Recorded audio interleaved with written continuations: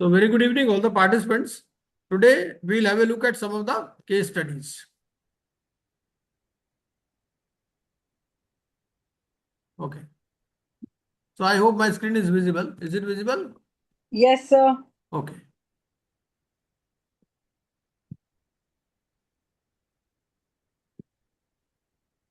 ठीक है जी।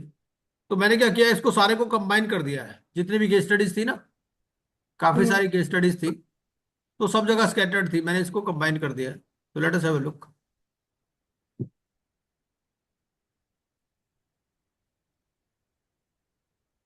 सर, हमें केस स्टडी पूरी डिटेल में पढ़नी है कि वो जैसे केस स्टडी का ये क्रक्स था यही वाला वैसे करके?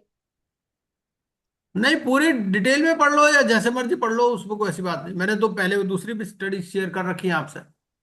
हाँ जी सर, हाँ। पास होने के लिए क्या चाहिए बस? हाँ जी। बाकी तो जब सर पास होने के लिए क्या चाहिए, बाकी तो जब केस कुछ वैसा आएगा रियल लाइफ पास में में तब तो तो ऐसा है ना, पता वो बहुत लंबी चौड़ी केस स्टडी दे देते हैं।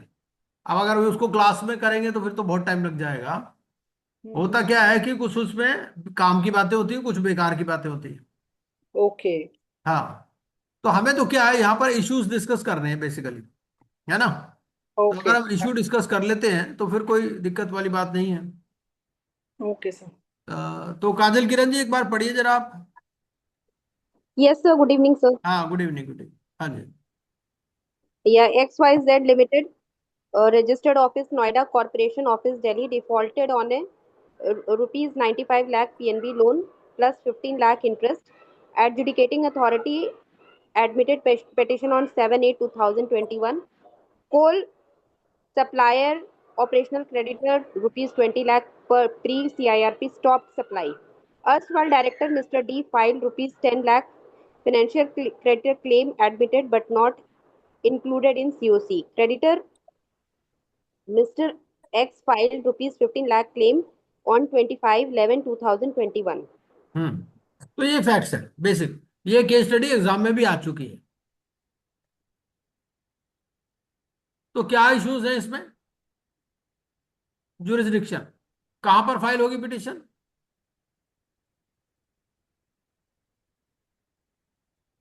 ये It पिटिशन will कहाँ फाइल होगी? that is registered office में फाइल होगी। हाँ, जो रजिस्टर्ड राजन ऑफिस आपका नोएडा में, तो यूपी का जहां भी एनसीएलटी होगा, एनसीएलटी वहाँ इलाहाबाद में होगी, एनसीएलटी प्रयागराज। ठीक है जी। तो कई बार ना वो कंफ्यूज करने के लिए वो क्या करेगा, कोई दूसरा भी ऑफिस दे देगा, भाई कॉर्पोरेट ऑफिस भी दे देगा। तो कॉर्पोरेट ऑफिस से नहीं डिसाइड करना है आपको, आपको रजिस्टर्ड ऑफिस से डिसाइड करना। ठीक है जी। तो ये तो इशू क्लियर है, इसमें कोई दिक्कत नहीं है।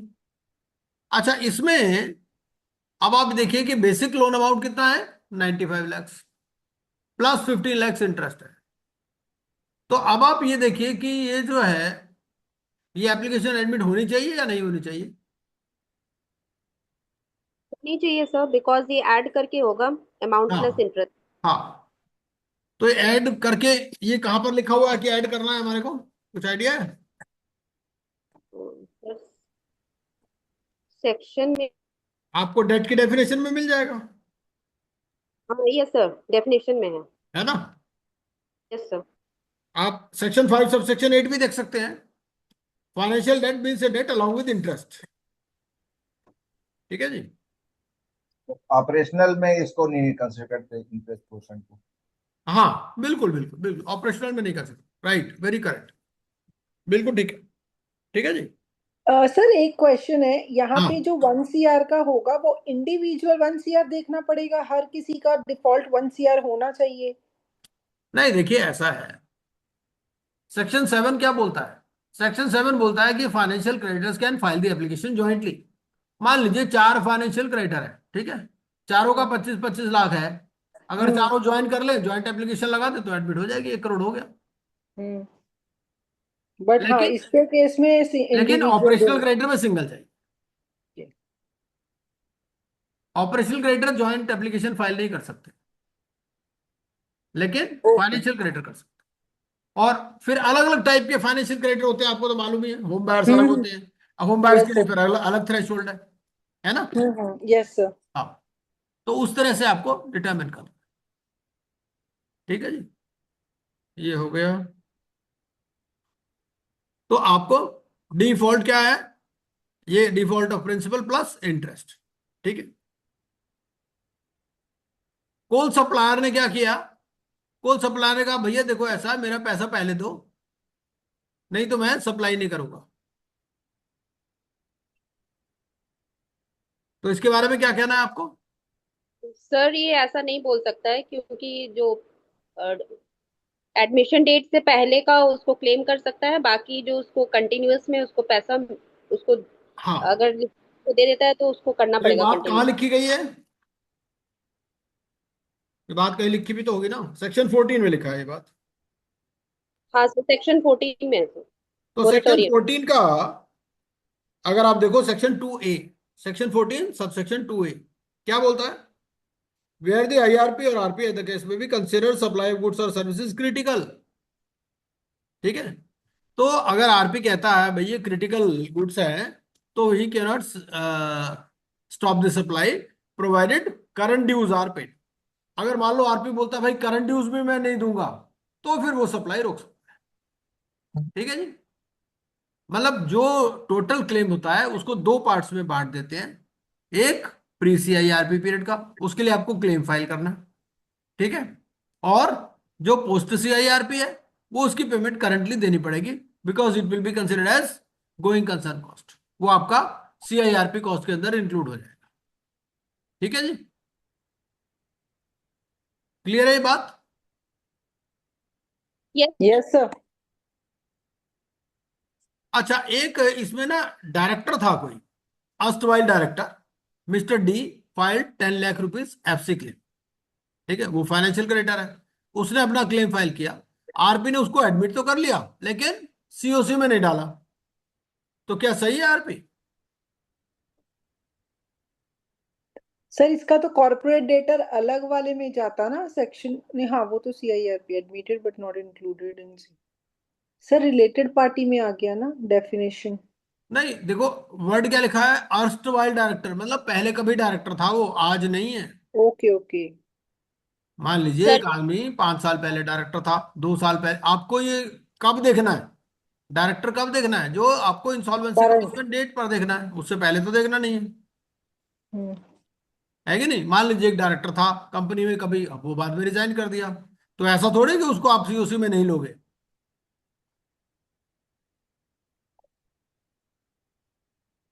क्यों? Yes sir. है ना?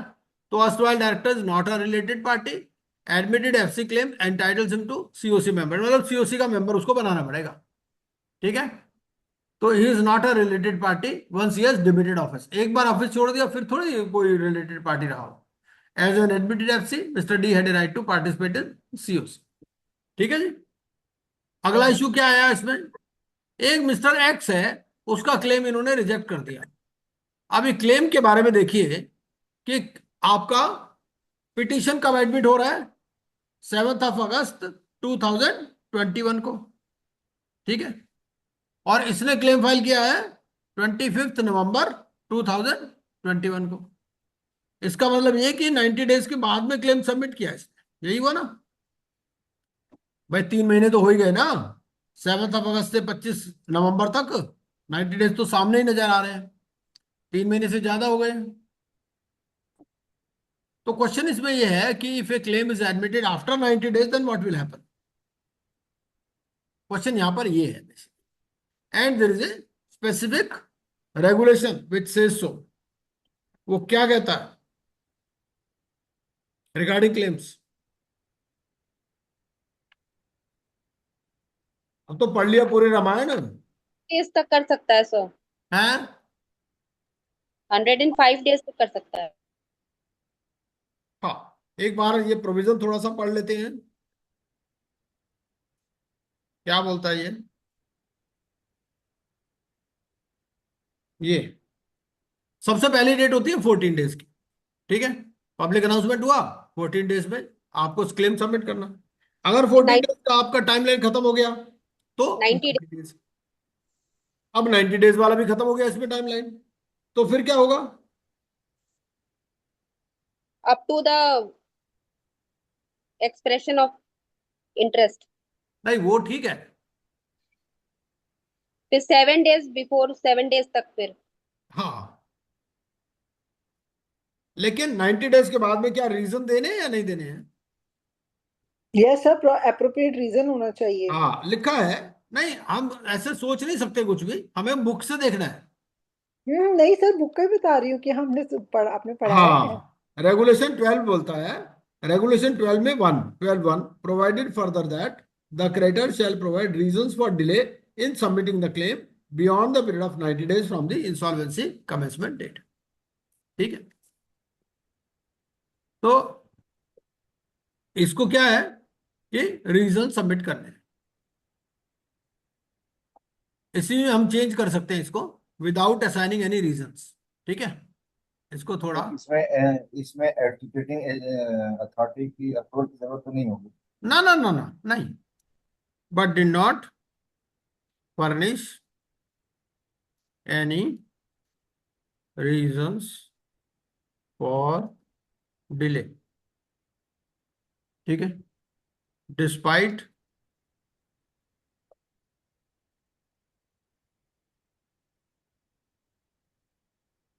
The fact that IRP asked for an explanation from।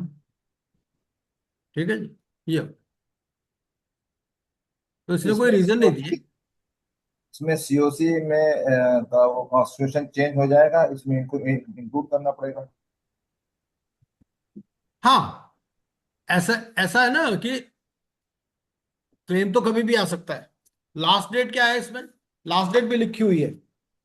पहला पहला थ्रेशोल्ड क्या है? 14 डेज। सेकंड क्या है? 90 डेज। 90 डेज में आपको रीजन देने हैं। अब 90 डेज भी पार हो गए, तो कब क्या होगा? ये बिफोर है, अप्रूवल ऑफ रिजोल्यूशन प्लान। हाँ, in the event that claims are received, ये आपको लिखा है रेगुलेशन नंबर 13 13(1)(b). क्या बोलता है? In the event that claims are received after the period specified under sub-regulation 1 of regulation 12 and up to 7 days before the date of meeting of the creditors for voting on the resolution plan or the initiation of liquidation, the IRP or RP, as the case may be, shall verify all such claims and categorize them as acceptable or non-acceptable for pollution। मतलब ये आपको regulation 13 में पूरा detail में दिया गया है कि कौन सी लास्ट डेट हो गई आपकी? 7 days before the date of meeting of creditors for voting on the resolution plan. ठीक है, और फिर ये कैटेगराइज कर देगा उनको एज एक्सेप्टेबल और नॉन एक्सेप्टेबल।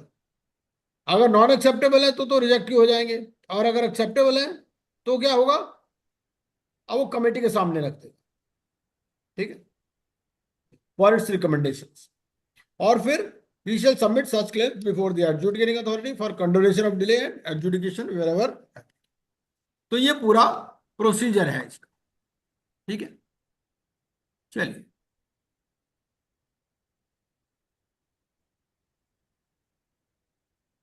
ये है ना? तो he file the claim after T+108, RFRP issued at T+105, request for resolution plans. ठीक है, तो regulation 12(1) allows late claims up to the date of issue of RFRP और T+90 whichever is later. ठीक है, claim on T+108 is after T+105, RP correctly rejected it, also see regulation 13(1)(b), 13(1)(c). ठीक है, और clarity इसमें आ जाएगी। अभी हमने 13(1)(b) और 13(1)(c) भी पढ़ लिया। ठीक है, चलिए, मॉरिटोरियम के ऊपर है। During an ongoing CIRP, customs confiscated soybean, main raw material of CD. RP wants to appoint new accountants, though current ones have unpaid employees' dues. RP is evaluating interim finance. So these are some of the facts of the case. ठीक है, सबसे पहला बात तो ये है कि during CIRP अगर कुछ गुड्स कस्टम के साथ अटैच है तो क्या होगा उनका? कस्टम सर से मान उसको लो कोई गुड्स कन्फिस्केट कर लिए तो क्या होगा? सर वो कन्फिस्केट नहीं कर सकते हैं कस्टम्स हाँ, वाले। तो छुड़ाना पड़ेगा। During CIRP period no attachment can take place. रे चम्मच दो, चम्मच अच्छा नहीं दोगे? अच्छा, सेकंड पॉइंट क्या है? RP wants to appoint new accountants. घर मान वाले। ली भाई ऐसा है, कई बार क्या होता है कि आप कुछ प्रोफेशनल्स, कुछ अकाउंटेंट्स को आप एम्प्लॉय करना चाहते हो, तो उस केस में क्या हो, आप कर सकते हो। Whether COC approval is needed, क्या कहना है इस नो, बारे में? नॉट रिक्वायर्ड सीओसी अप्रूवल, वो अपॉइंट कर सकता है। हाँ, बात कहाँ लिखी गई है ये भी तो बताना पड़ेगा। आरपी की पावर्स में है सर। हाँ, आरपी की पावर, बिल्कुल ठीक है। सेक्शन बता सकते हैं कोई? सेक्शन 18 में सर 25, सेक्शन 25। हाँ, 18 18 सीधा आईआरपी का है, और 25 आपका आरपी का। वेरी गुड, ठीक है ना? 25 ही है मेरे ख्याल से। हाँ, duties of RP, appoint accountants, legal और अदर प्रोफेशनल्स, लिखा हुआ है 25(2)(d). ठीक है। अच्छा, इसमें कोई कंसिडर करना है, कोई पॉइंट कंसिडर करना है क्या? जब आप न्यू एम्प्लॉयज लेते हो तो you have to consider something, या अपॉइंट आप कर सकते हो? सर वो आप, अवेलेबल होना चाहिए, मतलब वो सर्विस। हाँ, आपको इसके बाद, इसके अलावा क्या है, रेगुलेशंस में लिखा हुआ है कि एक प्रॉपर आपको रीजनिंग तो देनी पड़ेगी ना, कि भाई जो करंट एम्प्लॉयज है वो सफिशिएंट नहीं है टू हैंडल दिस टास्क। ठीक है। कोई रेगुलेशन नंबर भी बता सकते हैं क्या इसके लिए, कि कहां पर ये बात लिखी गई है?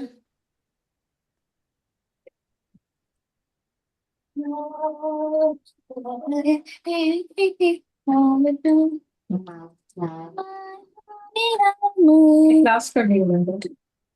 हम्म। There's somebody on your phone right now. हाँ, Yeah, who Ekta is ji it mute कर now? लीजिए अपने को प्लीज।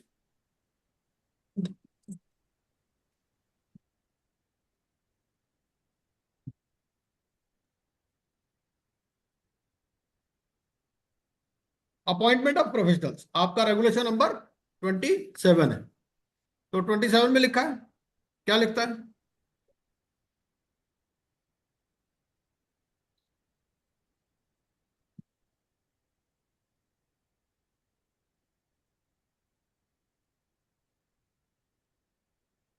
ये देखिए, 27(2) में लिखा है क्लियरली, बात क्या लिखी है? If he is of the opinion that the services of such professionals are required and such services are not available with the corporate data, इतना तो उसको देखना पड़ेगा। अच्छा, इसकी कॉस्ट जो है वो कौन अप्रूव करेगा? जो अकाउंटेंट है उसकी कॉस्ट कौन अप्रूव करेगा? अपॉइंट तो ये कर सकता है, लेकिन कॉस्ट कौन अप्रूव करेगा? सीओसी। सीओसी। हाँ, ठीक है। अच्छा, इंटरिम फाइनेंस के बारे में क्या पोजीशन है? इंटरिम फाइनेंस सर रेज कर इंटर्न सकते हैं? फाइनेंस रेज कर सकते हैं but with approval of COC. नहीं, क्या कुछ भी रेज करने के लिए सीओसी का अप्रूवल चाहिए, या कुछ लिमिट के बाद चाहिए, क्या लिखा है? या कुछ लिमिट के बाद चाहिए। हाँ, वो बेसिकली सेक्शन 28 लिखता है। 28 क्या लिखता है कि तो interim finance requires COC approval and cannot create security over encumbered property without prior creditor consent। क्योंकि नॉर्मली होता क्या है कि all the property of the corporate debtor stands already encumbered, सारी प्रॉपर्टी तो ऑलरेडी मॉर्गेज होती है। ठीक है ना? तो आप, आपको क्या पढ़ना है इसके लिए? सेक्शन 20, सेक्शन 20 सबसेक्शन 2C क्या बोलता है?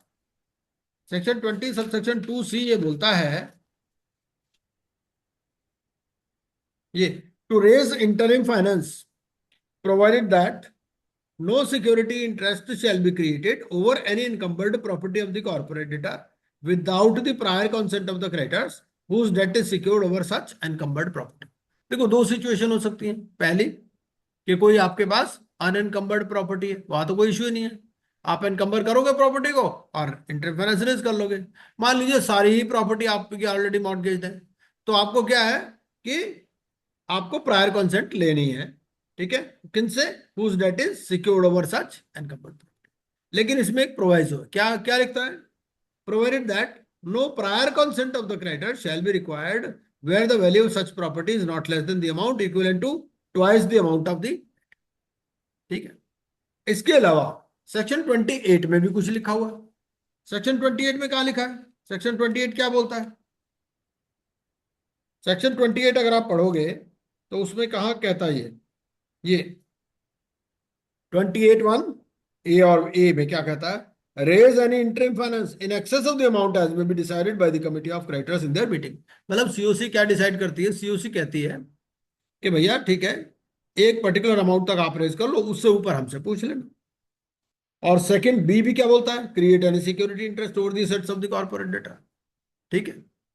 एक और एंगल इसमें आता है कि क्या आईआरपी इंटरिम फाइनेंस रेज कर सकता है? ये तो हो गया आरपी। कर सकता है सर, आई लेकिन आई कोई भी सीओसी कर, में फिर रेटिफिकेशन की जरूरत है। हाँ बिल्कुल। बल्कि सेक्शन 20 सब सेक्शन 2C तो आईआरपी की ही बात करता है।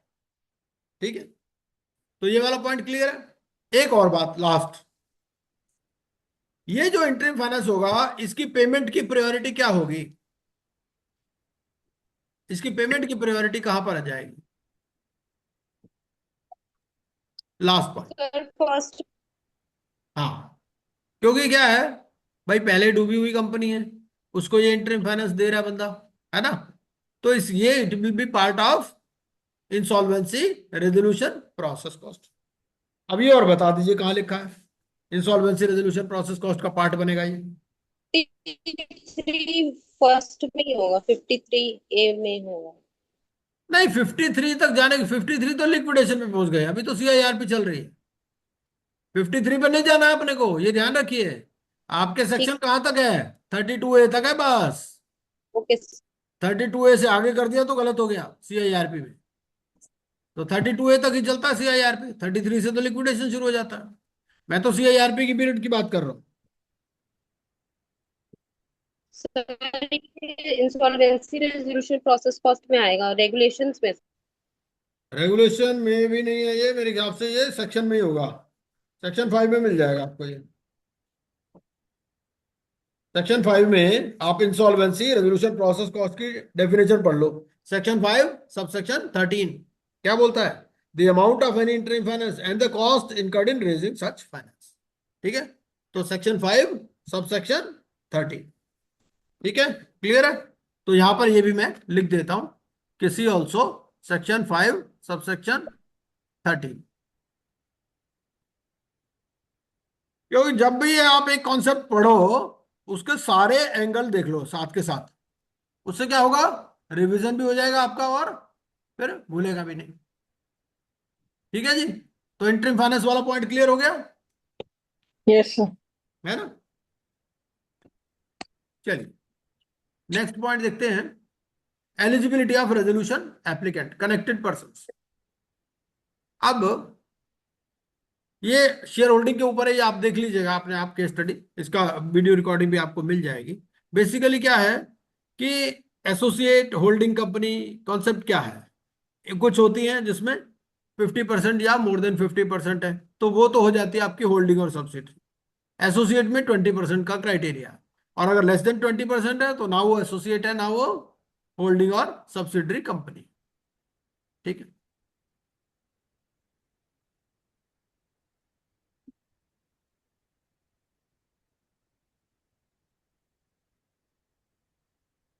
ये केस स्टडी देखते हैं, एक बार पढ़ लीजिए काजल जी।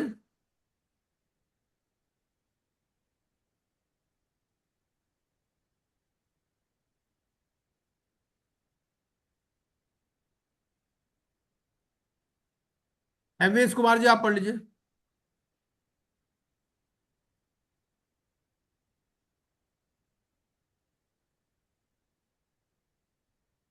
अमनदीप कौर जी आप पढ़ लीजिए।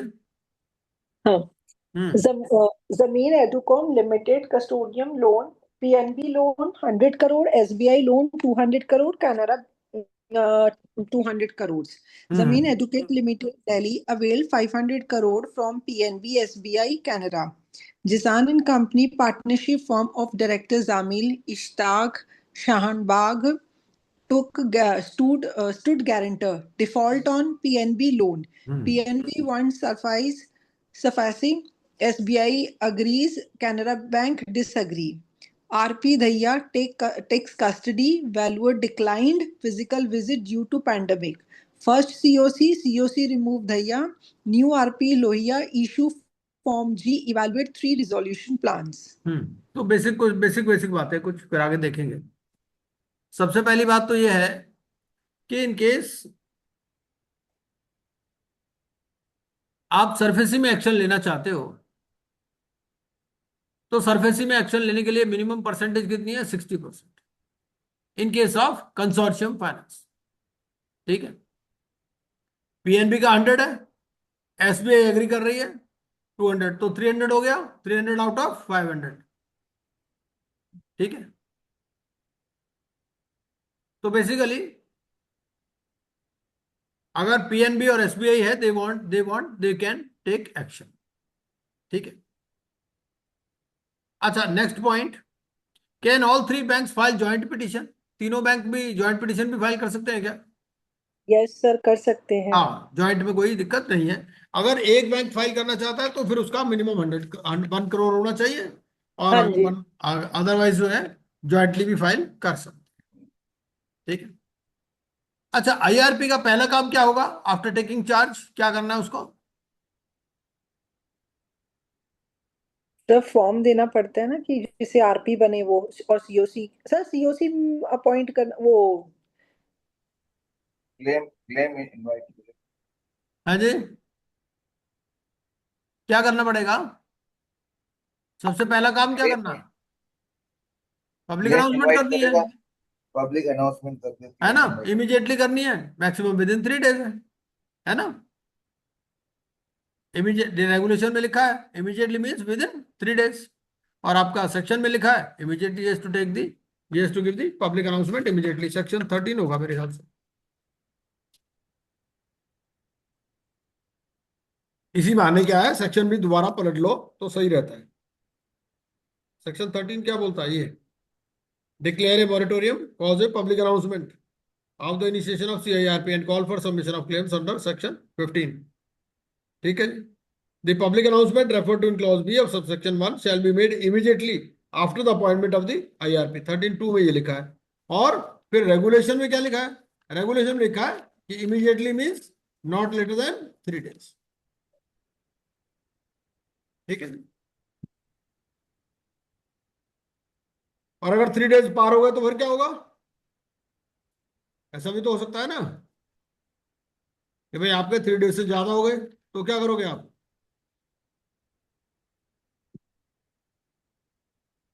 मान लीजिए 3 दिन में पब्लिक अनाउंसमेंट करनी थी, लिखा है ना रेगुलेशन 6 में क्या लिखता है? An insolvency professional shall make a public announcement immediately on his appointment as an IRP. Explanation: immediately means not later than 3 days from the date of his appointment. अब मेरा नेक्स्ट क्वेश्चन ये है कि you failed to do the public announcement within 3 days, जो लिखा है section में या रेगुलेशन में, तो उसके बाद क्या होगा? उसके बाद क्या करना है आपको? CIRP 7। हाँ, ठीक है, तो CIRP 7 आपको, और जब तक हर 30 डेज पर ये फाइल करता रहना है जब तक फाइल नहीं हो जाता। ठीक है, जब तक वो एक्शन कंप्लीट नहीं हो जाता, जो भी टाइम। ठीक है, चलिए 1 मिनट, ये हो गया। तो PNB want SARFAESI action, SBI agrees, Canara bank disagree, can PNB proceed? ठीक है, तो पीएनबी प्लस एसबीआई जो है 60% हो जाते हैं तो कोई दिक्कत नहीं। ठीक है, with 60% you can take action under SARFAESI. ठीक है,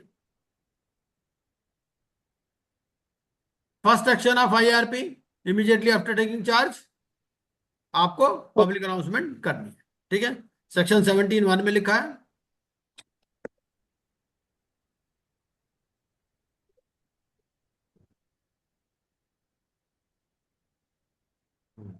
Okay. 17(1) की भी जरूरत नहीं है, आप तो सेक्शन 13(2) देख लीजिएगा। सेक्शन 13 लिख देते हैं, सेक्शन 13, सेक्शन 17 तक जाने की जरूरत नहीं, सेक्शन 13 ही काफी है। सेक्शन 13 प्लस रेगुलेशन 6, और इसमें लिख देता हूं ऑल्सो सी, वो क्या रेगुलेशन नंबर है आपका जो तो CIRP 7 के लिए है? 40A। 40A है ना? हाँ,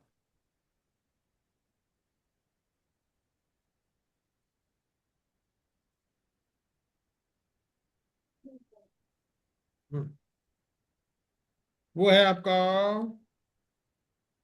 section 40B(1)(a), regulation 40B(1)(a), 40B(1). ठीक है जी, चलिए ये भी हो गया। उसके बाद आगे चलते हैं। कैन आईआरपी दैया use the valuation done by PNB a few months earlier? ऐसा होता है कई बार ना, पुराना वैल्यूएशन भी पड़ा होता है।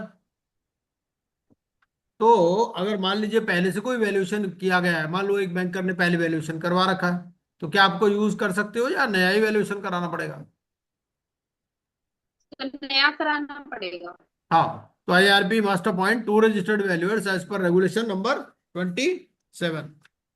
रेगुलेशन 27 क्या बोलता है कि आपको 2 रजिस्टर्ड वैल्यूअर्स अपॉइंट करने हैं। ठीक है जी, ये 27(1) बोलता है। 27 का भी 1 कर देता हूं इसको, as per regulation number 27 sub regulation number 1। ठीक है जी। तो prior lenders valuation cannot substitute regulation 27 mandates appointment of 2 registered valuers to determine fair value and liquidation value. Lender valuations do not satisfy this requirement even if recent. अच्छा, अब ये तो बात हो गई। अब सीओसी मान लो फील करती है कि भाई थर्ड वैल्यूअर भी अपॉइंट होना चाहिए, क्या थर्ड वैल्यूअर भी अपॉइंट कर सकते हो? उसके साथ में वो वाला एंगल भी कंसिडर कर लेते हैं साथ के साथ। कर सकती है। हाँ, कर सकते हैं इफ इट इज सिग्निफिकेंटली लो। हाँ, दो बातें हैं उसमें। रेगुलेशन नंबर 35 इसको सपोर्ट करता है। रेगुलेशन 35 क्या बोलता है? रेगुलेशन 35(1)(b) दो सिचुएशन की बात करता है। पहला, if two estimates of a value in an asset class are significantly different और on a receipt of a proposal to appoint a third valuer from the committee of creditors. दो situation बताई इसने regulation number 35(1)(b) के अंदर। ठीक है, मैं इसी में लिख देता हूं। Please also see regulation number 35(1)(b), also see regulation number 35(1)(b। तो 35(1)(b) क्या बोलता है? 35(1)(b) बोलता है दो सिचुएशन है। कौन सी दो सिचुएशन है? पहली, अगर वैल्यूएशन सिग्निफिकेंटली डिफरेंट है, जो दो एस्टिमेट आए, और दूसरा अगर सीओसी फेल कर। और सिग्निफिकेंटली डिफरेंट का क्या मतलब है? कितना डिफरेंस होना चाहिए? 25%। 25% से ज्यादा डिफरेंस आ रहा। ठीक है, डिफरेंस ऑफ 25%। अगर 25 भी होगा तो भी सिग्निफिकेंट।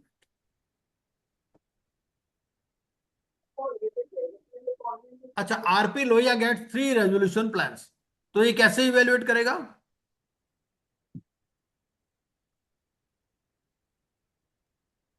आपके पास प्लान्स आए तो आपको कैसे इवेल्युएट करने हैं?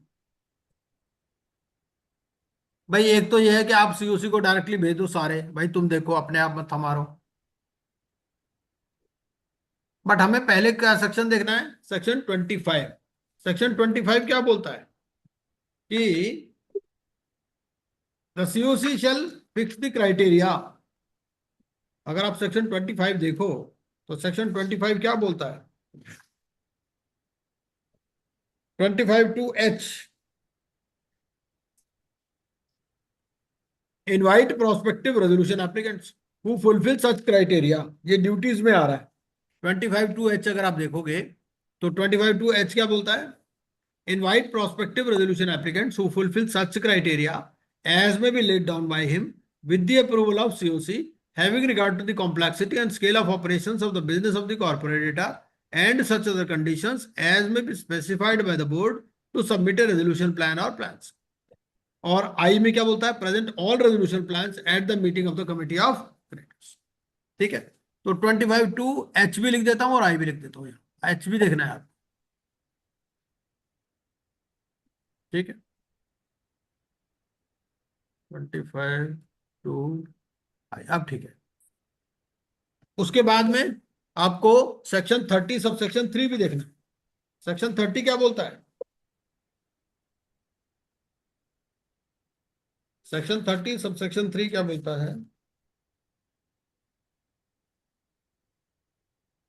The resolution professional shall present to the committee of creditors for its approval such resolution plans which confirm the conditions refer to in subsection 2।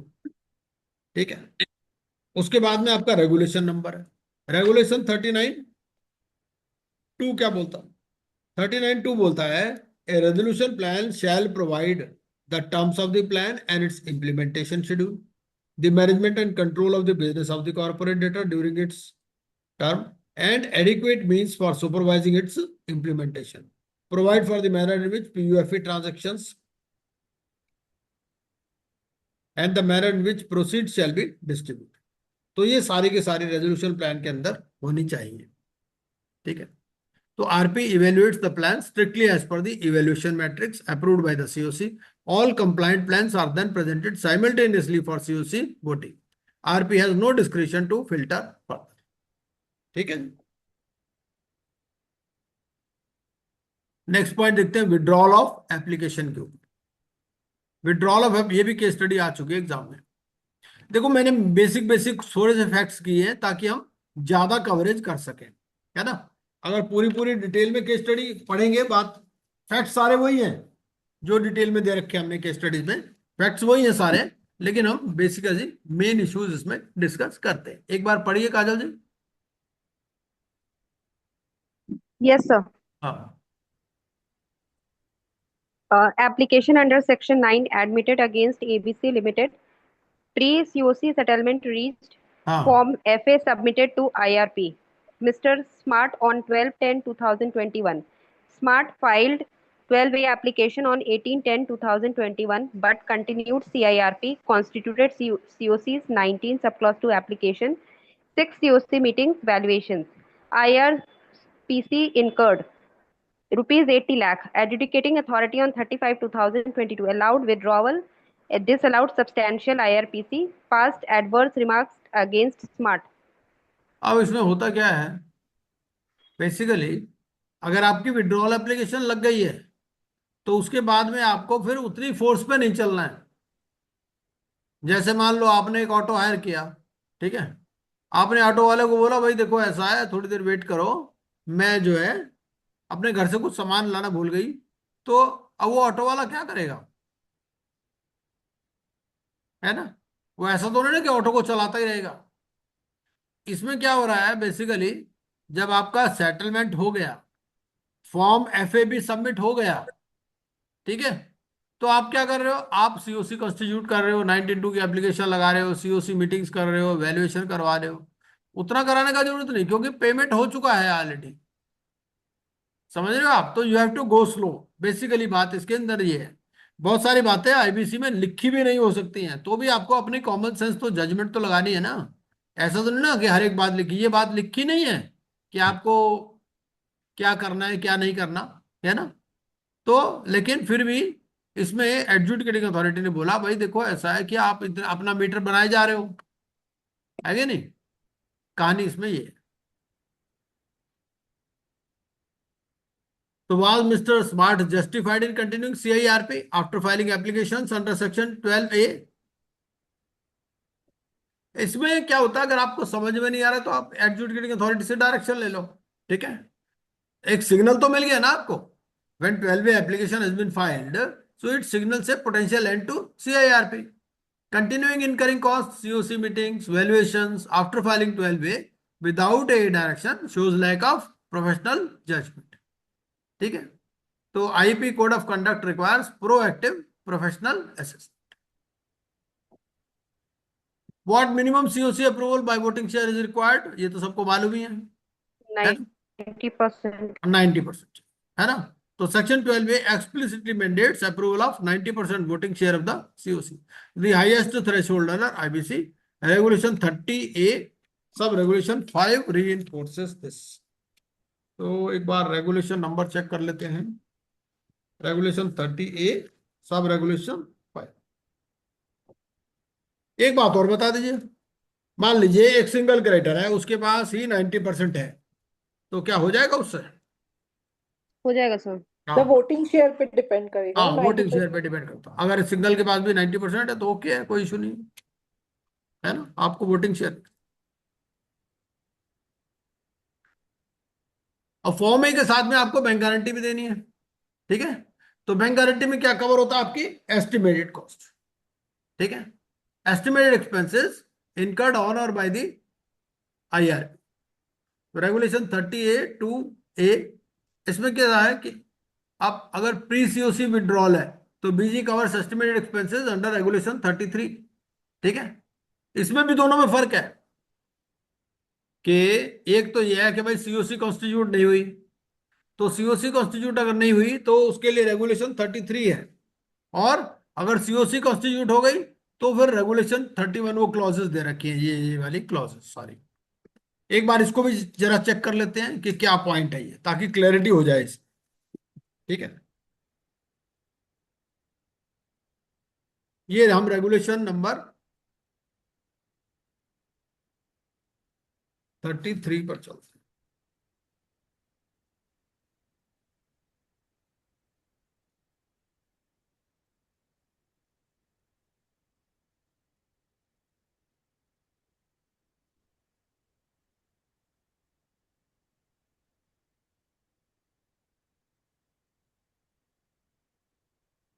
Ji 30A sub regulation 2A क्या बोलता है,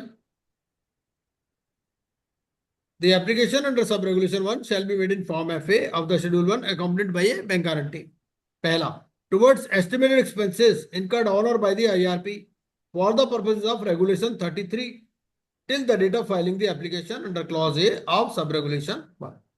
तो यहाँ पर आपका जो भी एक्सपेंसेस आपने किए हैं कौन से, रेगुलेशन 33 के हिसाब से। रेगुलेशन 33 क्या बोलता है, 33 बोलता है आपकी कॉस्ट ऑफ द आईआरपी, ठीक है, क्योंकि अभी सीओसी तो कॉन्स्टिट्यूट हुई नहीं, तो जो आईआरपी की कॉस्ट है वो आपको पूरी कवर करनी है इसके, ठीक।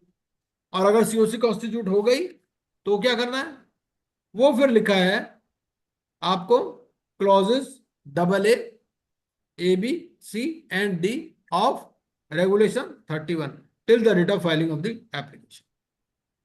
और 31 में क्या लिखा है, 31 में AA, AB, C and D, ठीक। तो ये सारे के सारे आपको एक्सपेंसेस कवर इसमें कर रहे हैं।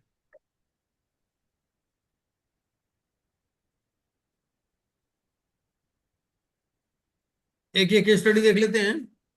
XYZ limited imported via LC from Japan, ठीक है। मार्जिन मनी एफडी, मान कई बार क्या होता है कि मार्जिन मनी आपकी जमा होती है, ठीक है, 20 lakhs deposited with PNB. Loan है 100 करोड़ का। LC admitted the petition on 15 September 2021। RP mister Jain, he PNB adjusted margin money, ठीक है, ट्रीटिंग इट एज ट्रस्ट और सिक्योरिटी। तो एक तो इशू इसमें यह आ रहा है कि आपकी मार्जिन मनी बैंक ने एडजस्ट कर ली, तो क्या मार्जिन मनी बैंक एडजस्ट कर सकता है, पहला इशू ये है। फिर गुजरात वैट के कुछ क्लेम्स थे, उसको क्या सिक्योर्ड क्रेडिटर माना जाएगा या अनसिक्योर्ड माना जाएगा। पर्सनल गारंटर एक है मिस्टर एक्स, अब वो क्या है, जब उसने गारंटी दी थी वो इंडियन सिटीजन था, बाद में वो कैनेडियन सिटीजनशिप ले ली, तो क्या उसके अगेंस्ट हम प्रोसीड कर सकते हैं, ये भी एक इशू है, ठीक है। अब कई बार क्या होता है आरपी वर्सेस सीओसी में भी डिसएग्रीमेंट हो जाता है। मान लीजिए एक आदमी कह रहा है जी गोइंग कंसर्न करो, दूसरा कह रहा है लिक्विडेशन करो, ठीक है। Bank account debit authorization failed due to one member's abstention. Bank account के लिए भी, डेबिट के लिए भी ऑथराइजेशन देना पड़ता है एज पर सेक्शन 28। तो ये सारी सिचुएशंस हैं, इन सिचुएशंस में क्या क्या होगा इसको ही हम इस केस में स्टडी करेंगे, ठीक है।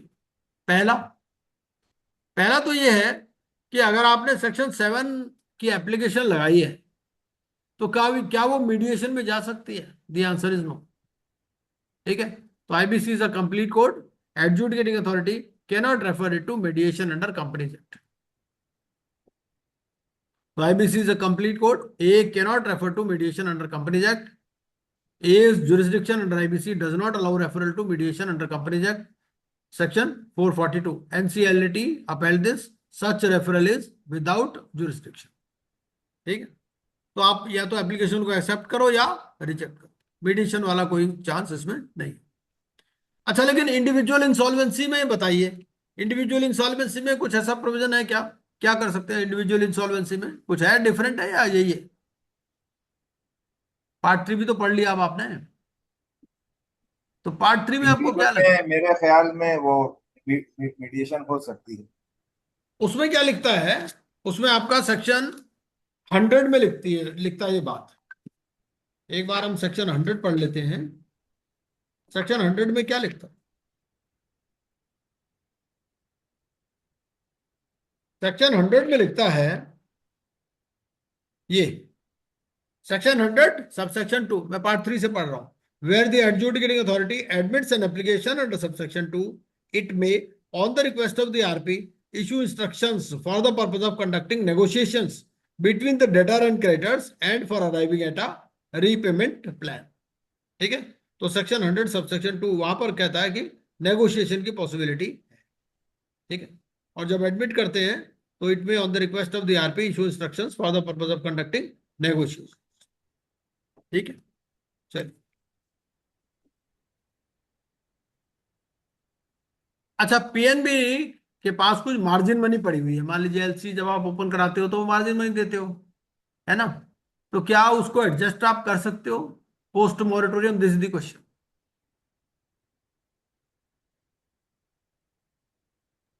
नहीं कर सकते शायद।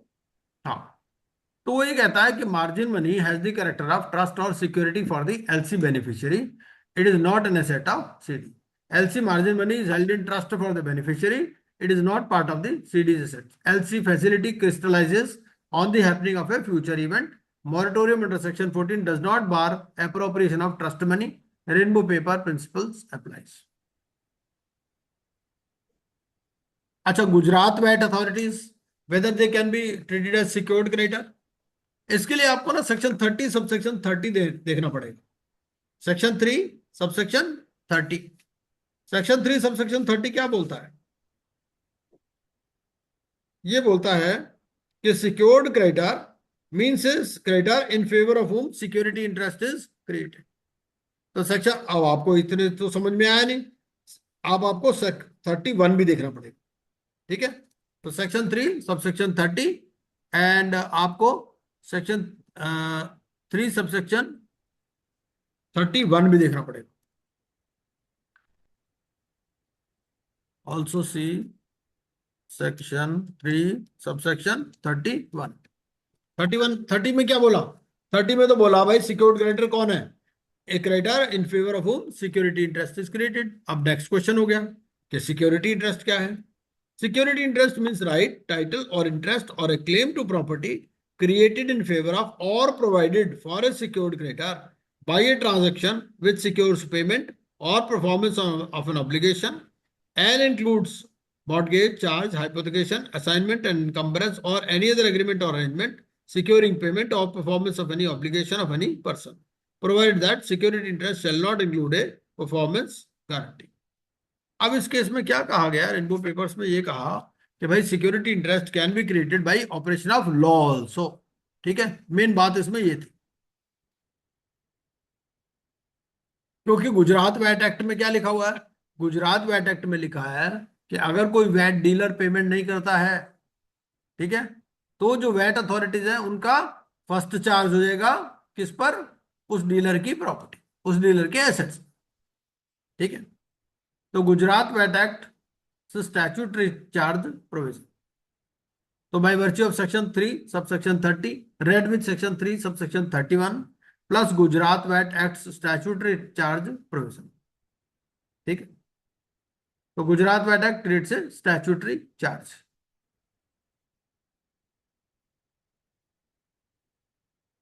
Can RP authorise debits from CD's bank account unilaterally?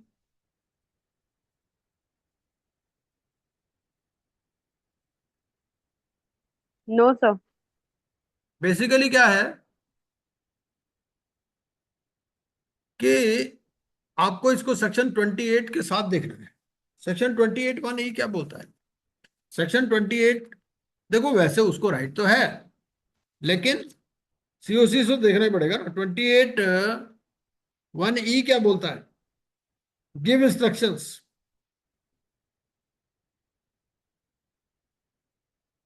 ठीक है, the RP shall not take any of the following actions without the prior approval of the committee of creditors.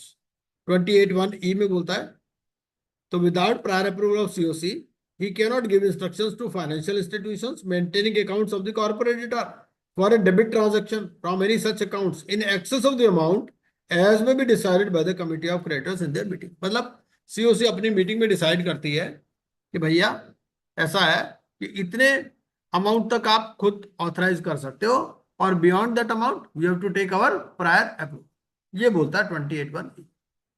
ठीक है, तो unilateral debit transactions they are void if COC doesn't agree.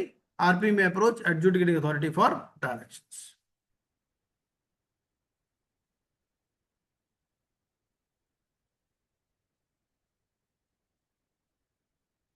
अब इसमें ये देखिए, एक ये केस स्टडी पढ़ लीजिए एक बार जरा।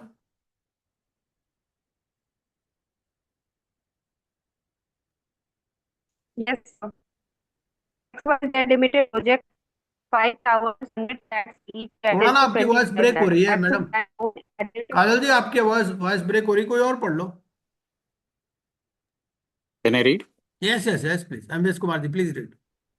XYZ Limited project in 5 towers, 100 flats each at the rate of 25 lakhs. Axis Bank loan 50 crores at the rate of 8%. Land owned by ABC Limited under development agreement, 100 flats earmarked arbitration clause, 360 full paying buyers plus 40 paid 50%. Flat Owners Association registered 10 crores due to raw material suppliers, 40 flats of 50% payers allotted to them pre-CARP. RA post plan approval demands extra 5 lakhs from full payers. तो इसमें there are various issues. सबसे पहली तो बात यह है कि one of the question is on section 7. Suppose in a case there are some home buyers also, right? So suppose how many flat owners should join to file the application jointly?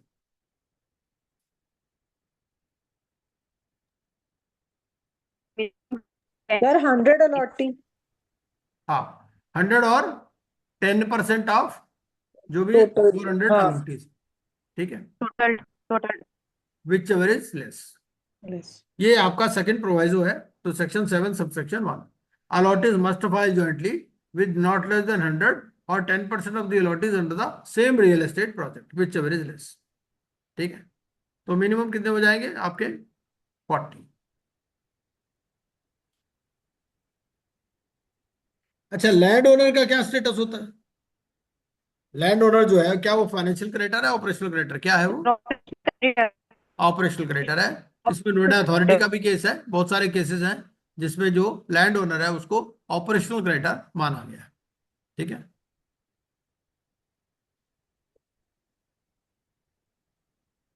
the allotment of 40 flats at 50% payment stage to raw material suppliers।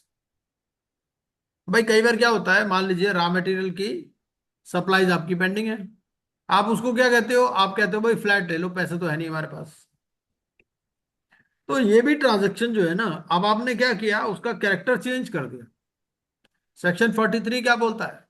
Section 43 बोलता है कि अगर आप priority of payment change कर देते हो, ठीक है, एज पर सेक्शन 53, तो फिर वो जो है it shall be treated as preferential transaction, और इंटेंशन उसमें इंपॉर्टेंट है नहीं, है ना? तो this is a preferential transaction which is it by section 43। Section 43 क्या बोलता है? Transfer of property by CD for the benefit of a creditors within 2 years in case of related party or 1 year unrelated before CIRP, creating a preference over other creditors. It's a preferential transaction. So RP must apply to A for reverse. कई बार क्या होता है कि home buyers ने पूरा payment कर दिया, ठीक है, ऐसा भी हो जाता है कि होम बायर ने पूरा पेमेंट कर दिया, जो रेजोल्यूशन एप्लीकेंट बोल रहा है भाई 5 लाख रुपए और दो, तो क्या इज इट परमिसिबल? क्या क्या सिचुएशन है इसकी? ये ना आप सोचो, ये इनडायरेक्ट हेयर कट है भाई। उन्होंने पैसे पूरे दे रखे हैं होम बायर्स ने, वो अपना रेजोल्यूशन प्लान लेके आया, उसने रेजोल्यूशन प्लान में कहा कि भैया जिन लोगों ने पूरी पेमेंट कर रखी है उनको भी 5-5 लाख रुपए और देने पड़ेंगे। ठीक है, तो ये कह सकता है। तो RA is well within his right as per the approved plan. Once a resolution plan is approved under section 31, it is binding on all stakeholders. If the plan permits recovery of additional amounts from buyers, RA is entitled. ठीक है, तो buyer's remedy lies within the plan's framework or before. ठीक है, तो ऐसा होता है, बहुत सारे प्लान्स में ऐसा होता है।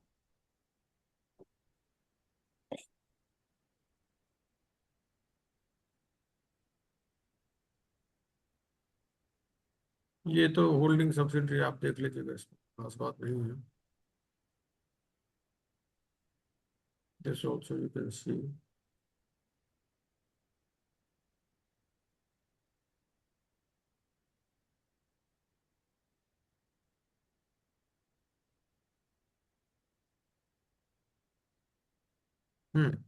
ये देख लेते हैं। Allied bank filed under section 7, RP Ranjit Khare है। Apex bank claimed as FC। ठीक है, guarantee invoked by CD for standard battles. RP referred Apex Bank inclusion to COC. RP did not provide valuation report with information memorandum. RFRP issued only to 3 shortlisted PRAs, not all 6 who submitted EOI. Performance bank guarantee in RFRP, 15% of amount payable. Winning plan offers only 10%. A rejected plan directed IBBI to act against RP. तो इसमें बहुत सारे issues हैं, देखते हैं क्या क्या issues हैं। पहला issue, can RP include Apex Bank as an FC in the list of creditors? Basically इसमें इशू क्या आया, वो ये आया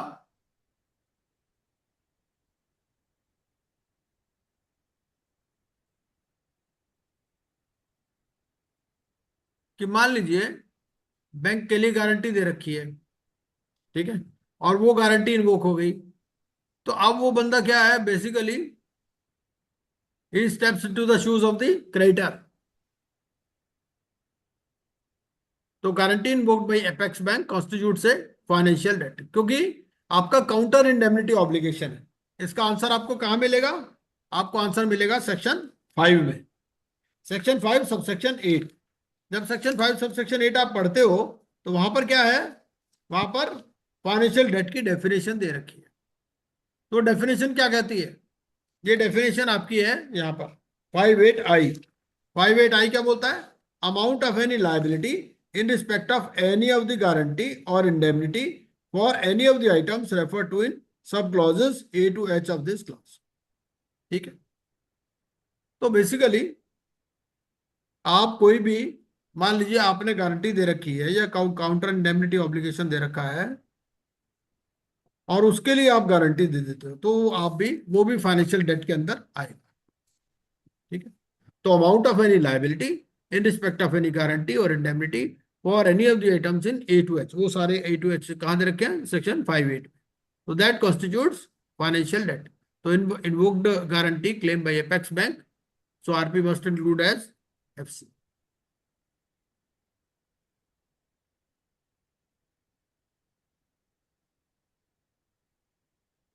अच्छा, अब इसमें इसको कंफ्यूजन रहा RP को। RP ने क्या कहा, COC को रेफर कर देता हूं मैं। ठीक है, तो अब बेसिकली क्या है, जो कॉन्स्टिट्यूशन है ना, कॉन्स्टिट्यूशन ऑफ COC, ये क्या है, ये RP की स्टैट्यूटरी ड्यूटी है, ये COC का डिसीजन नहीं है। ठीक है, तो constitution of list of creditors and COC is the RP statutory duty, it is not a COC decision. तो 18B प्लस सेक्शन 21 देखें तो RP has a duty to collect, verify and maintain the list of creditors. ठीक है, तो who is in the list is RP determination, not COC। तो अगर RP COC के ऊपर डाल रहा है ये बात तो भी गलत है। ठीक, अच्छा, अब ये वैल्यूएशन से रिलेटेड, वैल्यूएशन आपको कब शेयर करना है, वैल्यूएशन अगर आपने करवा लिया, भाई हमने अभी देखा ना कि आपको 2 वैल्यूअर अपॉइंट करने हैं, जरूरत पड़े तो 3rd वैल्यूअर भी अपॉइंट कर सकते हो, तो ये कब शेयर करना है आपको। वैल्यूएशन प्लान के बाद। हाँ, तो आपको जब प्लान्स रिसीव हो जाएं तो आपको जिसको भी RFRP दोगे ना उसको आपको ये देना है। तो after receipt of resolution plans along with evaluation matrix and short listed plans. इसके लिए रेगुलेशन 35(2) देख लेते हैं एक बारी। रेगुलेशन 35(2) क्या बोलता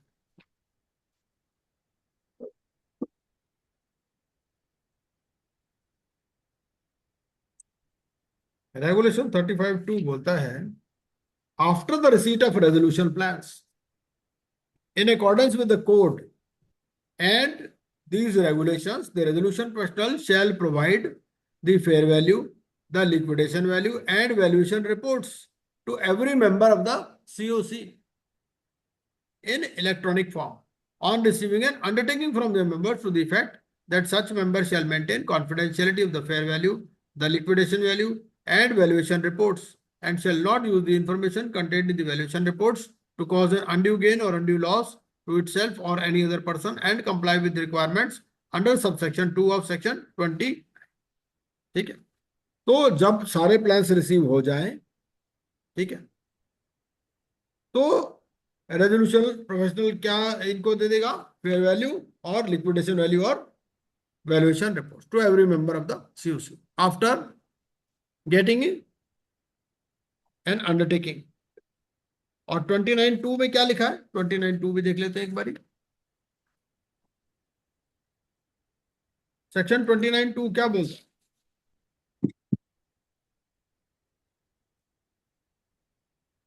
ये the resolution professional shall provide to the resolution applicant access to all relevant material, all relevant information in physical and electronic form, provided such resolution applicant undertakes to comply with the provisions of law for the time being in force।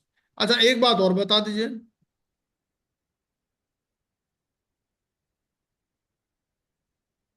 कि जो resolution applicant है क्या उसको भी valuation provide करनी है या नहीं करनी? COC को तो देनी है, COC के बारे में तो लिख दिया, पर रेजोल्यूशन एप्लीकेंट कह रहा है भाई मुझे भी वैल्यूएशन दे दो, तो उसके बारे में क्या कहना है आपका? हाँ जी, दे सकते हैं विद कॉन्फिडेंशियलिटी और अंडरटेकिंग समथिंग। उसमें ये लिखा है, ये आपका पॉइंट नंबर है 36(2)(KA। 36(2)(KA) क्या बोलता है? फेयर वैल्यू आपको देनी है। कब? प्रोवाइडेड दैट द कमिटी में decide not to disclose the fair value if for reasons to be recorded in writing it considers such a non-disclosure to be beneficial for the resolution process। ठीक है, तो पहली बात, liquidation value तो आपको देनी नहीं है, सिर्फ फेयर वैल्यू देनी है। और अगर COC डिसाइड करती है भाई फेयर वैल्यू भी देने की जरूरत नहीं है तो आपको फेयर वैल्यू भी नहीं देनी। ठीक है, रिगार्डिंग रेजोल्यूशन एप्लीकेंट। तो ये आपका रेगुलेशन नंबर है 36(2)(KA। ये भी मैं लिख देता हूं उसके साथ, रेगुलेशन 36(2)(KA भी देख लीजिए आप। See regulation 36(2)(KA।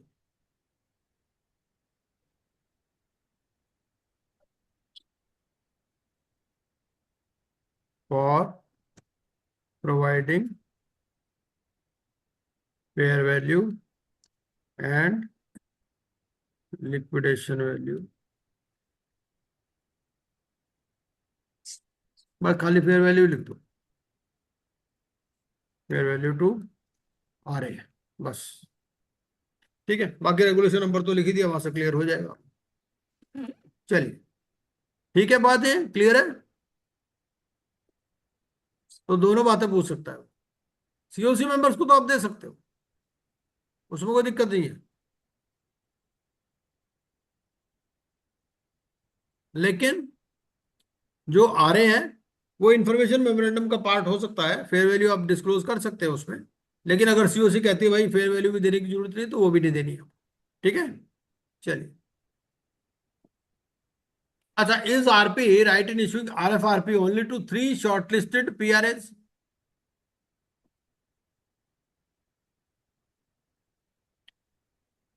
बेसिकली क्या होता है कि जब आप लिस्ट फाइनल करते हो, ठीक है, तो जो भी फाइनल लिस्ट में है उसको आपको आरएफआरपी इशू करना है। इसमें एक पॉइंट क्या आता है कि मान लीजिए आपने किसी को रिजेक्ट कर दिया, लेकिन अब उसने क्या किया, उसने आपके जो रिजेक्शन है उसके अगेंस्ट में ऑब्जेक्शन फाइल किया हुआ है, तो उसको भी आपको आरएफआरपी देना है। बेसिकली बात ये है। और ये बात कहाँ लिखी गई है, ये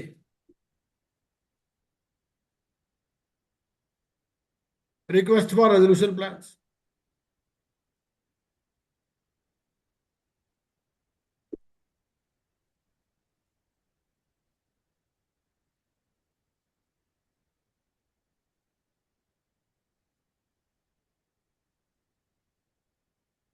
ये आपको आरएफआरपी डिस्कस किया गया है, रेगुलेशन नंबर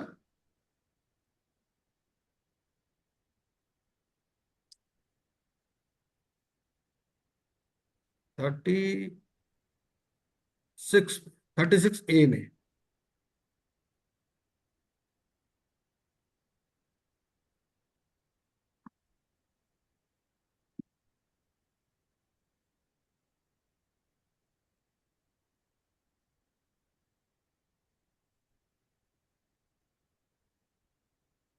जी, आपका 36 बी अगर आप देखोगे तो 36 बी 1 में लिखा है, 36 बी 1 में क्या लिखा है, the resolution professional shall within 5 days of the date of issue of the final list issue the information memorandum, evaluation matrix, and RFRP to every resolution applicant in the final list, provided that where such documents are available, the same may also be provided to every PRA in the provisional list.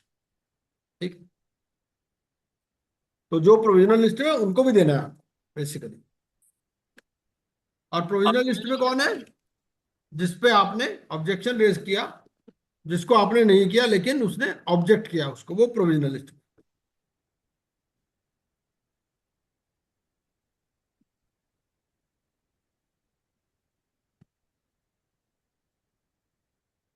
RFRP demanded 15% performance bank guarantee.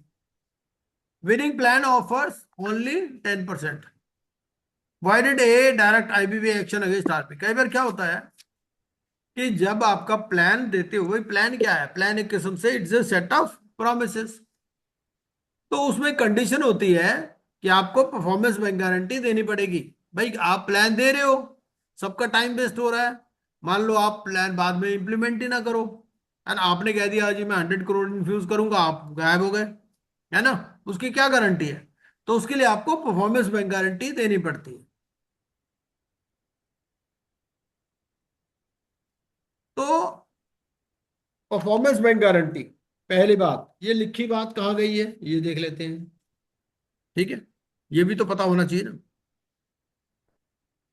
अगर आप regulation number 36 B देखते हो तो 36 B 4 ए क्या बोलता है,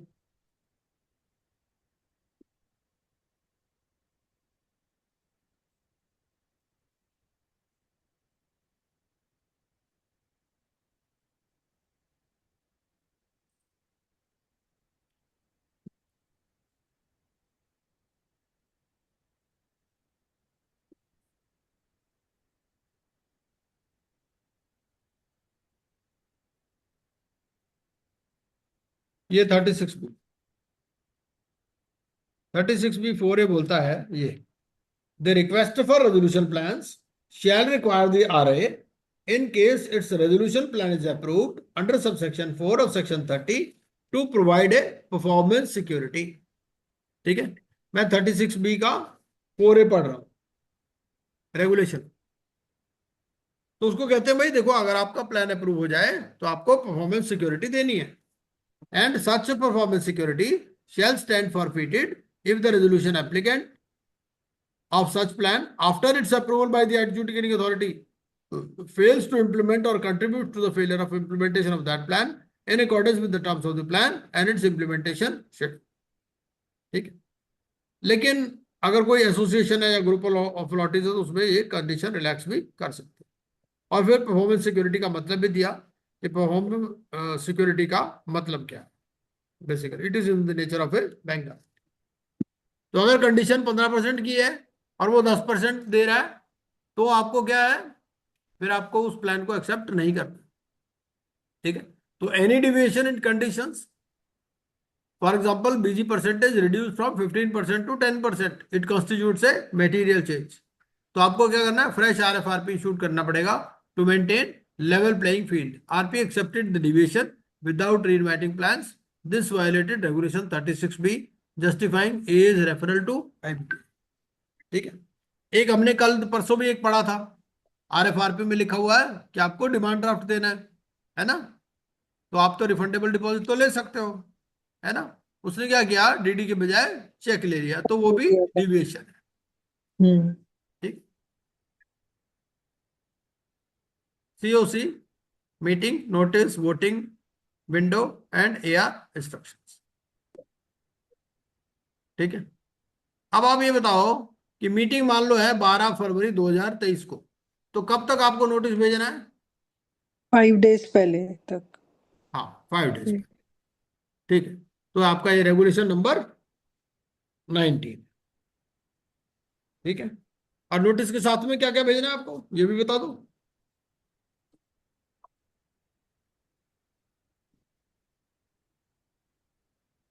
ये 5 days minimum है मैक्सिमम है? है जी, ये मिनिमम है मैक्सिमम है? मैक्सिमम 5 days है और मिनिमम 48 hours, 24 hours। नहीं नहीं नहीं, ये 5 डेज ही मिनिमम है, 5 डेज ही मिनिमम है, लेकिन कमेटी रिड्यूस कर सकती है इसको। हाँ, ठीक है? 24 hours तक 24 Not less hours than, में रिड्यूस कर सकती है, और हाँ, इसके लिए AR के बट लिए नॉर्मली 48 जो है, hours है। अगर वो खाली यही पूछता है कि 5 डेज मैक्सिमम है या मिनिमम है, तो मिनिमम क्या है ना। Okay sir. हाँ, तो ये हमारा रेगुलेशन नंबर 19 बोलता है, तो notice must be given not less then 5 days before the meeting. अब आप ये बताओ नोटिस के साथ क्या क्या लगाना है आपको। नोटिस जब आप भेज रहे हो तो क्या क्या लगाओगे सर नोटिस के साथ? सर मीटिंग सर का इनवॉइस देंगे। है इनवॉइस कौन सा? इन सर वो डिमांड ड्राफ्ट डिमांड करेंगे ना, इनवॉइस देंगे कि आपने पेमेंट करी है, अब पेमेंट कर दो, समथिंग लाइक।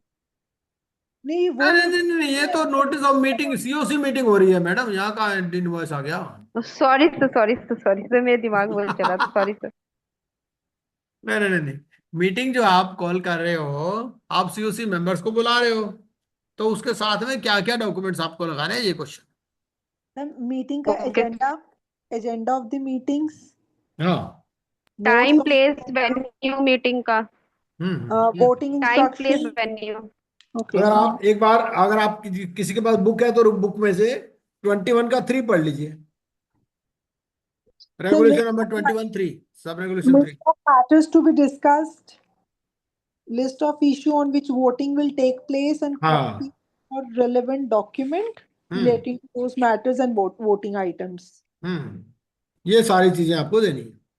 और अगर वो हम लोग वो दे रहे हैं नोटिस इलेक्ट्रॉनिक मोड पे, फिर अगर इलेक्ट्रॉनिक वोटिंग होती है तो मस्ट बी वो प्रोसीजर क्या रहेगा, मैनर ऑफ वोटिंग क्या ना, रहेगा, शेड्यूल्स, बिल्कुल बिल्कुल बिल्कुल। पासवर्ड, ये सब। हाँ, तो दो चीजें होती हैं, कुछ इश्यूज होते हैं जो डिस्कस करने वाले होते हैं, कुछ इश्यूज होते हैं जिस पर वोटिंग करने वाली होती है, तो दोनों हमें अलग अलग दिखाने हैं। List of matters to be discussed, list of issues to be voted and copies of all documents relevant to the matters to be discussed and the issues to be voted. ठीक है, तो ये सारी चीजें आपको देख। अच्छा, AR of home buyers, voting window for voting instructions must be kept open for at least कितने घंटे के लिए आपको ओपन रखनी है? फिर 12। 12 hours।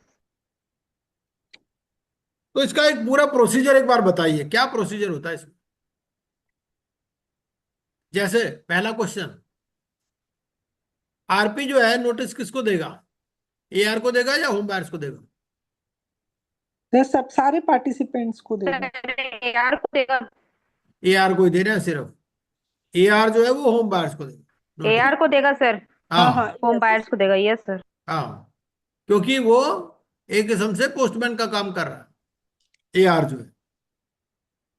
आरपी ने क्या करना है, आरपी ने सिर्फ एआर को दे देना है। मीटिंग में भी सिर्फ एआर आएगा।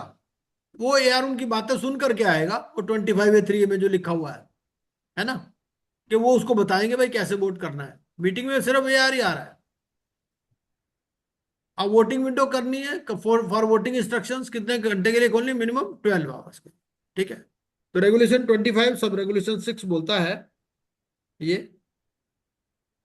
the authorized representative shall circulate the minutes of the meeting received under subregulation 5 to creditors in a class and announce the voting window at least 24 hours before the vote window opens for voting instructions and keep the voting window open for at least 12 hours.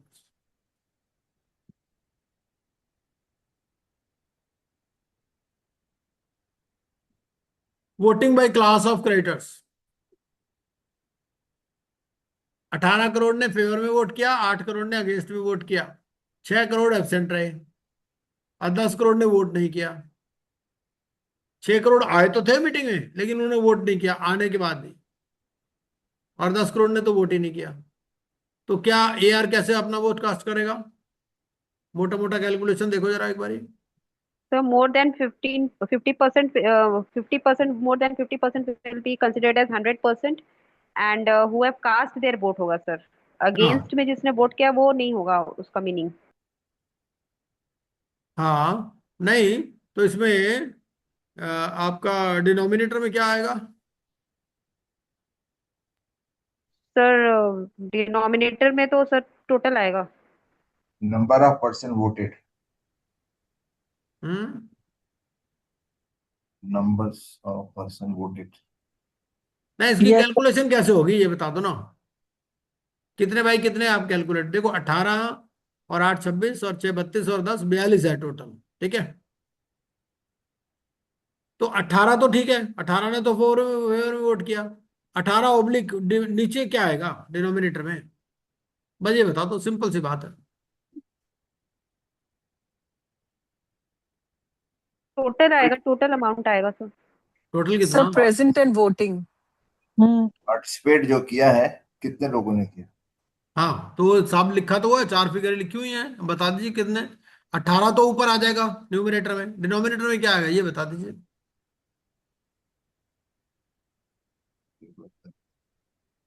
भाई कोई मुश्किल सवाल तो नहीं है, सब चीजें तो लिख रखी है।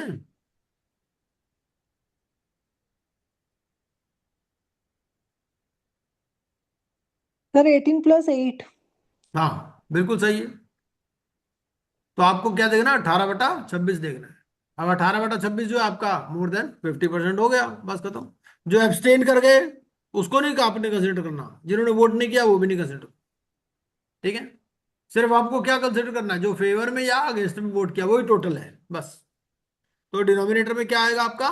जिन्होंने फेवर में वोट किया प्लस अगेंस्ट में वोट किया। ठीक है, सिंपल है। तो 21(6) से AR cast vote for all creditors he represents. तो सारे सर का इसमें मैंने इसका बहुत ये टाइम मतलब दिया। मान लिया जाएगा कि 42 के 42 ने फेवर में वोट किया। Yes sir. ठीक है जी। सर इसको समझने में मैंने बहुत टाइम लगाया था। हाँ मैं तो वीडियो में भेजा था आपको, कैलकुलेशन भी भेजी थी। नहीं सर वो मैं देखूंगी, अभी अभी क्लास खत्म होने के बाद देखूंगी। वो कब पूछी थी ना रात को, हाँ तो जी हाँ देख जी। नहीं पाई, अब देखूंगी। हम्म। भाई वही विड्रॉवल के केस में अलग वेव से कैलकुलेशन होता है, ये हाँ चीज हाँ देखी थी। खाली हाँ एक ही एक्सेप्शन है यहाँ पे। हाँ बिल्कुल बिल्कुल।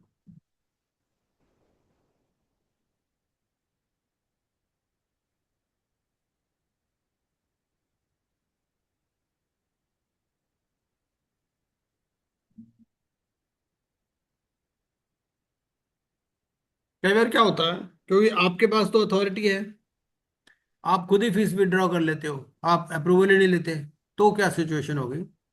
ये वो सिचुएशन बताता है।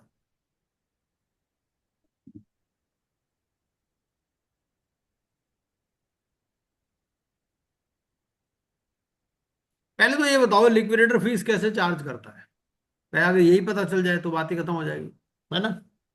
लिक्विडेटर कैसे फीस चार्ज करेगा? तो इसके लिए आपको कहाँ देखना है? रेगुलेशन नंबर 33 में।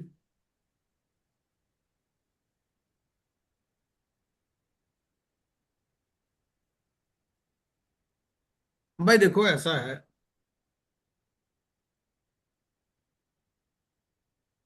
जब ये फीस चार्ज करेगा ना,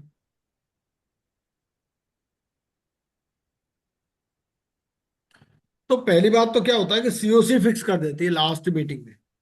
ठीक है, ये सीआईआरपी रेगुलेशंस में लिखा हुआ है।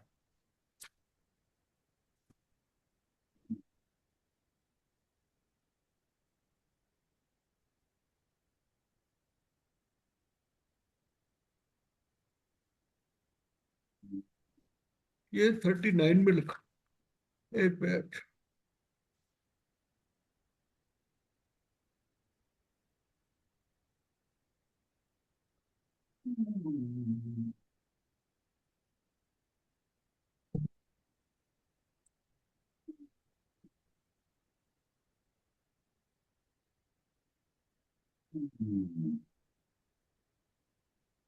ये 39D, 39D क्या बोलता है?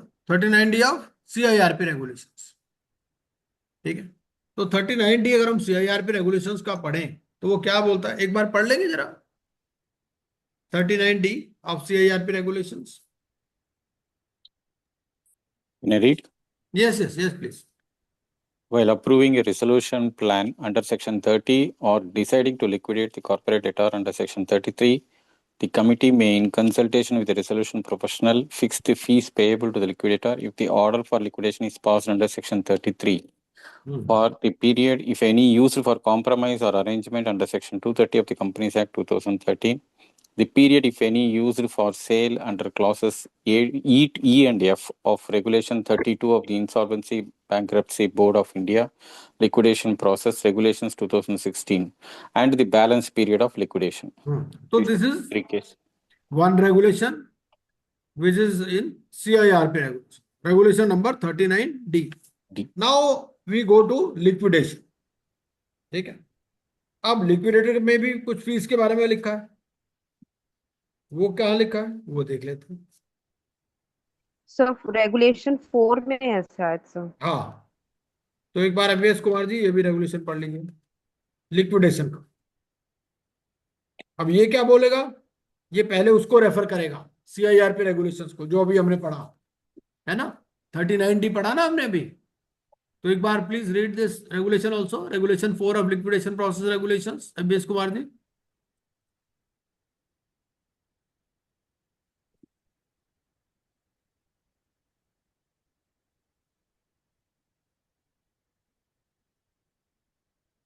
MVS Kumar ji, are you there? Yeah, I'm there. Yes. Regulation number 4 of liquidation process regulations. अभी you have just now read 39D, right? Correct. Now if you read regulation 4 of liquidation process regulations, it also refers to regulation 39D. Please read this. Correct. The fees payable to the liquidator shall be in accordance with the decision taken by the Committee of Creditors under Regulation 39D of the Insolvency and Bankruptcy Board of India, Insolvency Resolution Process for Corporate Persons, Regulations 2016. Right. So this is the first scenario where the fees was fixed by the COC. Now second scenario, please read 1A. Where no fees has been fixed under Subregulation 1, the consultation committee may fix the fees of the liquidator in its first meeting. Right. So if no fee is fixed by COC, then stakeholders consultation committee. Now third scenario. In cases other than those covered under Subregulation 1 and 1A, the liquidator shall be entitled to a fees at the same rate as the resolution professional was entitled to during the CIRP process for the period of compromise or arrangement under Section 230 of the Companies Act. And so as a if there is a possibility of compromise or arrangement, then he will be getting the same fees as he was getting as RP, right? And second is based on the chart. ठीक है? Correct. So this is the scenario. You have to fit in either of these. ठीक है? तो आप reasonableness वाला plea नहीं ले सकते, अपने आप नहीं आप यूनिलैटरली विड्रॉ कर सकते। तो in case liquidators remuneration is not fixed as per schedule or COC, a reasonableness plea cannot be taken. ठीक, आपको कहीं भी नहीं लिखा तो आपको चार्ट के हिसाब से चलना है, सीधी सी बात है। या तो सीओसी ने फिक्स किया होगा 39D में, सीओसी ने नहीं किया, stakeholders consultation committee fix कर देगी। और उसके बाद भी क्या है कि अगर पॉसिबिलिटी ऑफ कॉम्प्रोमाइज अरेंजमेंट है उसमें आरपी वाली फीस मिलेगी, अदरवाइज फिर बैलेंस पीरियड के लिए आपको चार्ट के बेसिस पर फीस मिलेगी। कहीं ना कहीं तो फिट होते ही होगे ना आप। अच्छा, इंश्योरेंस क्लेम। इंश्योरेंस क्लेम में क्या होता है कि इसमें ये भी एक रियल केस है कि insurance claim with 9% per annum interest, it was adjudicated by ADI Ludhiana. ठीक है, इनका कोई क्लेम था, तो ex directors offered OICLA reduced rate 6% to settle quickly. क्या होता है कि मान लीजिए आपके एग्रीमेंट में लिखा हुआ है 9% पर एनम इंटरेस्ट, अब डायरेक्टर्स ने एग्री कर लिया 6% interest, and all documents and affidavits were executed by ex-director, company secretary and unit head. RP was not involved in all this. ठीक है, and all this happened after the moratorium period. तो basically क्या हुआ, CD has lost 2.35 crores in the process. So interim inspection order was done, and this was flagged, and then section 6667 application was filed. तो basically क्या है कि once this CIRP process starts, then you have to be actively involved in all the things. ठीक है, आपको directors को involve नहीं करना है, directors can not take decision on behalf of the company.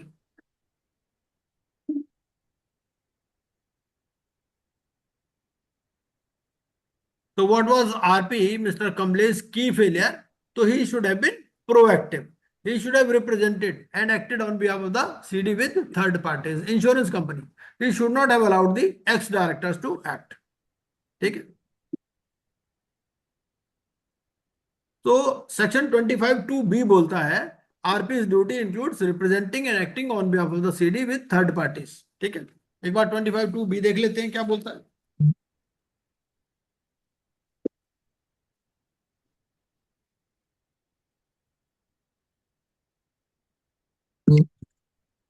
Section 25(2)(b क्या बोलता है, देखते हैं। रिप्रेजेंट एंड एक्ट लिखा हुआ है directly, represent and act on behalf of the CD with third parties, exercise rights for the benefit of the corporate data in judicial, quasi judicial और arbitration proceedings। तो जो भी मैटर चल रहा है, जुडिशियल हो, क्वासा जुडिशियल हो या आर्बिट्रेशन प्रोसीडिंग्स है, तो किसको जाना है, आरपी को जाना है। ठीक है, तो अलाउिंग एक्स डायरेक्टर्स या CS to sign affidavits on behalf of CD and negotiate settlement, this is abdication of RP's core duty. So RP's failure to take custody and control of all assets including pending insurance claims was the root cause। ठीक है, चलिए ये भी हो गया। अच्छा, तो ऐसे ही बहुत सारी रामायण है, पढ़ते रहिएगा इसको, है ना, जब जब टाइम मिले। और अभी हम क्या करेंगे, इसके बाद नेक्स्ट क्लास में थोड़ा सा अलाइड लॉज पर भी जोर दे देंगे, और इसके बारे में आप ग्रुप में डिस्कस कर सकते हैं, बहुत सारे हैं। और पुराने वाले भी, अगर आपको वीडियो रिकॉर्डिंग चाहिए तो सब ये सब ऑलरेडी हमने डिस्कस किए हुए हैं प्रीवियस क्लासेस। ठीक है जी, तो एक बार आप खुद पढ़ लेंगे ना, तो फिर उसके बाद में फिर डिस्कशन करना सही रहेगा। हम चाहें, आप चाहोगे तो एक क्लास और हम इस पे कर सकते हैं, कोई इश्यू नहीं है, लेकिन मैं चाहता हूं कि पहले आप एक बार once you go through all this, है ना, एक बार आप खुद पढ़ लोगे तो फिर डिस्कशन में सही रहेगा। वो ग्रुप में भी हो सकता है और वो क्लास में भी हो सकता है, कोई इश्यू नहीं। ठीक है जी, Yes, sir. Thank you. Okay, Thank you. Sir, okay thank you, sir. Okay, Thank you. Good Thank night. you.